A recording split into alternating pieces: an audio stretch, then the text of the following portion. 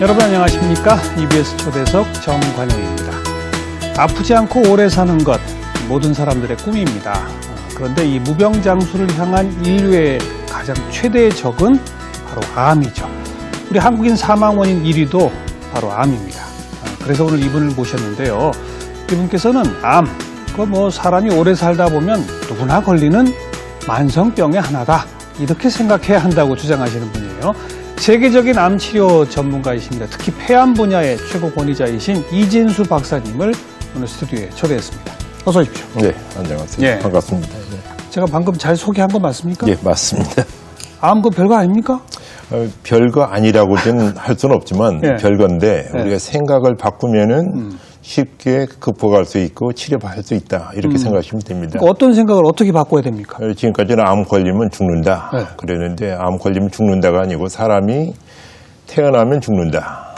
태어나면 근데, 죽죠. 예, 근데 이제 죽는 방법 중에 암이 하나의 방법일 뿐이지 그것이 암 걸리면 다 죽는다는 얘기는 아니다, 그 얘기입니다. 우리나라에서 지금 22만 5천 명 정도 암 환자가 매년 발생하는 걸로 되어 있는데, 예. 그중에 암으로 돌아가시는 분은 약 7만 5,600명 정도, 그 정도 되니까 전체 돌아가시는 사람 중에 30%도 암으로 돌아가신 분은 안 되는 거예요. 그러니까 살다가 돌아가시는 사람은 나이가 들어서, 늙어서, 예, 아니면 중풍으로, 심장병으로, 다른 병으로 죽는 거지. 그러네요. 암 걸린다고 다 죽는 건 아니다, 이렇게 말씀을 드립니다. 암 발병 22만 5천, 사망 7만 5천, 이것만 봐도 발병한 사람에 비해서는 3분의 1만 사망까지 가는군요. 그죠? 예, 그렇죠. 근데 이제 발병한 사람들의 5년 생존율을 보면 최근 데이터는 69.4%예요. 옛날에는 41.2%라고 그랬으니까 예. 10명 중에 4명만 살고 6명 죽는다 그랬는데, 이제는 암 진단 받아도 5년 생존율이 10명 중에 산다. 70% 정도 산다. 그리고 보통 5년 생존이 하면 완치란 단어는 안 그러던데 의사분들은. 예. 그러나 5년 생존하면 그 이후로는 쭉 계속 괜찮은 거 아닙니까? 되게 이제 괜찮을 가능성이 훨씬 높은 거죠. 치료라는 게 이제 예를 들면 수술하고 다 절제를 했을 경우에 재발하는 경우는 대개는 2년, 네네. 길으면 3년 정도면 재발하고 3년 정도 재발하지 않고 살면 그 병으로는 죽지 않는다. 이런 통계입니다. 그러니까요. 네, 통계인데 많은 분들은 5년 지났으니까 완치됐는데 왜 또 암이 또 생깁니까? 그러는데 그 암이 다시 재발하는 경우보다도 나이가 들면서 새로운 암이 또 생길 위험성을 항상 가지고 있다. 특별히 이제 암에 걸렸던 사람들은 담배피워서 암 걸리든지 그러면은 이제 유전적 소유라든지 유전자 변화가 와가지고 재발해서 생기는 것보다는 2차 암, 중부암이 생길 가능성이 더 많다, 그 얘기입니다.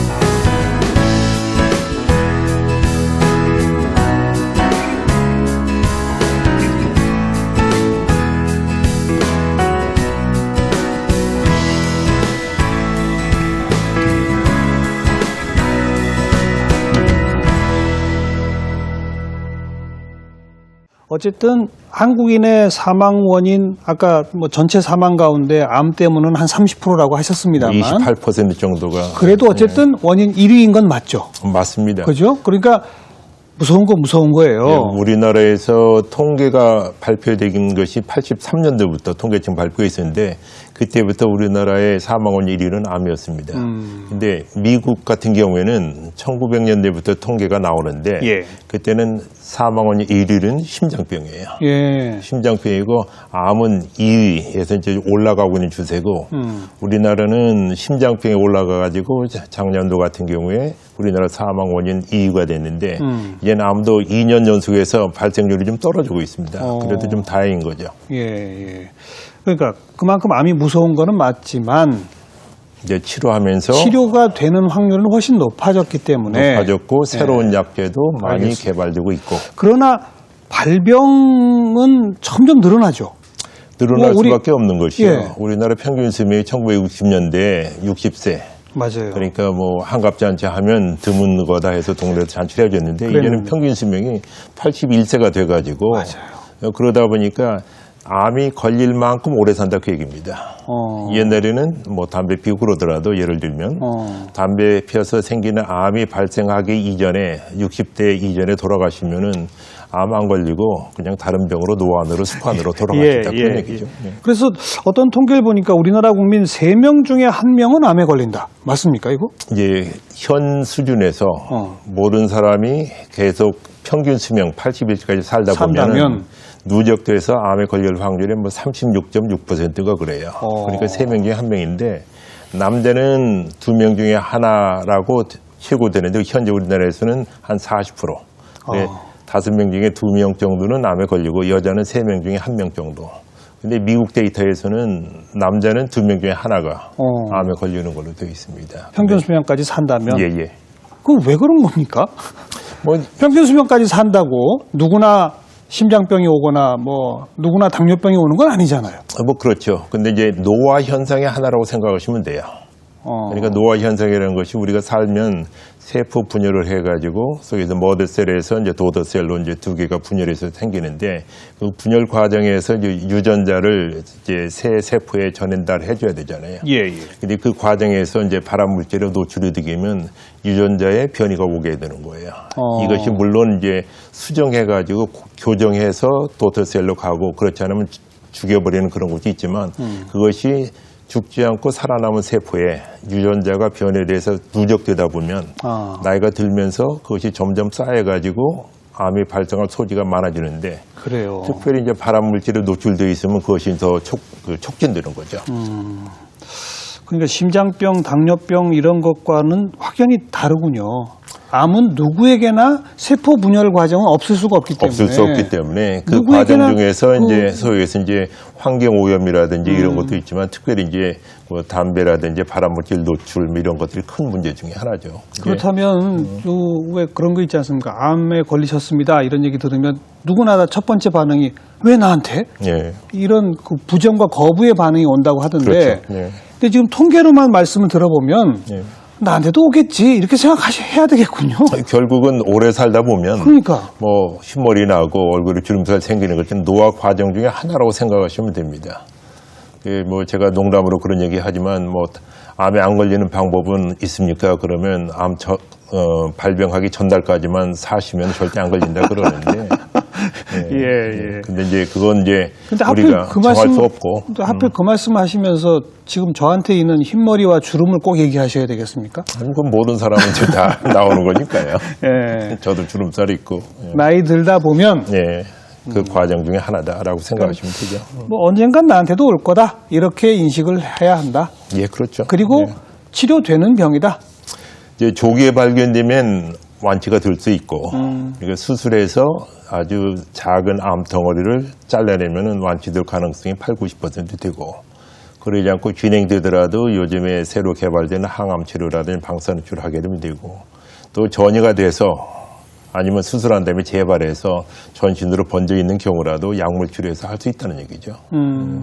이제 특별히 이제 백혈병 같은 경우는 그야말로 수술할 때가 아무것도 없는 거예요. 수술해서 낫는 병은 아닌데. 그건 혈액에 들어있으니까. 예, 혈액에 생기는 암이니까 그런 경우인데 항암 치료로서 완치하고 요즘에는 이제 글리빅이라는 약이 나와가지고 만성 백혈병 같은 경우에서는 그냥 약을 먹으면서 뭐 8년, 9년, 10년 계속해서 사니까요. 그냥 만성병의 하나로. 만성병의 하나로 생각하고 치료하면 좋다. 그것이 이제 뭐 폐암이나 뭐 대장이나 유방암 같은 경우는 이제 그러지 않다는 그 생각이 그 전에 많이 있었는데 그것은 예. 이제 병원 문턱이 높았을 때 병원에 아프지 않으면 못 갔을 때 그때는 그냥 아파서 병원에 가면은 암이다 그러면 얼마 못 가서 죽는다 이런 것을 주로 봤으니까. 그렇죠, 그렇죠. 암 걸리면 아픈 거고 아픈 것은 암 걸린 거고. 근데 가끔가다 재밌는 얘기가 나와요. 뭐 검진하러 갔더니 암이라고 하는데 폐암 4기라고 그러는데 나는 아픈 데가 하나도 없어요. 이게 정말 믿을 수 있나요? 그러는데 예, 예. 암 걸려도 안 아플 수 있다. 그렇죠. 그렇죠. 옛날에는 아파서 병원 갔으니까 암 걸렸다면 아팠는데 맞아요, 요즘에는 미리미리 아파서 검진을 미리 하니까. 갔으니까 예, 안 아플 수도 있어요. 이제 좀 한눈에 싹 들어옵니다. 네. 그러니까 점점 이 암이 무섭다 하는 인식이 퍼진 거는 옛날에는 암 걸리기 전에 다 돌아가셨기 때문에 네. 그만큼 발병 자체가 적었던 거고 예.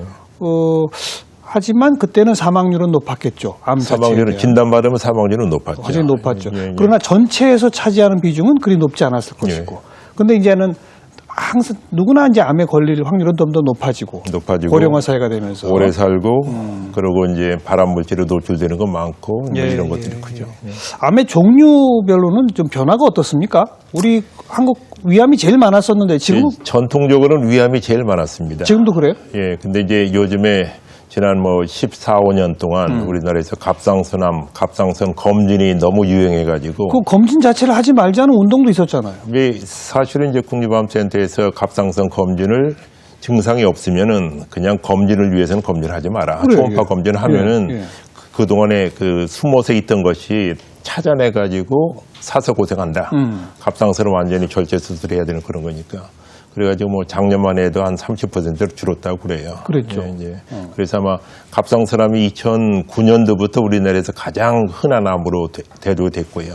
그 다음에 아직도 또 위암이고, 그 다음에 이제 전체적으로 보면 대장암이 여성에서는 2009년도부터 위암보다 많아지게 됐어요. 그래요? 예. 굉장히 많아진 것은 이제 음식 문화의 변화에 따라서 식생활. 예, 식생활의 변화에 따라서 이제 고급 음식 영양가 있지만 섬유질이 적은 음식 이런 것도 많이 하면서 대장암이 많이 늘어난 걸로 돼 있고요. 그다음에 이제 폐암. 폐암이 전체적 빈도는 4번째인데 죽는 비율로 봐서는 폐암이 전체 암 사망의 거의 한 19.8%. 그럼 5명 중 하나가 폐암으로 죽는다 해서 제일 높아요. 제일 높아요.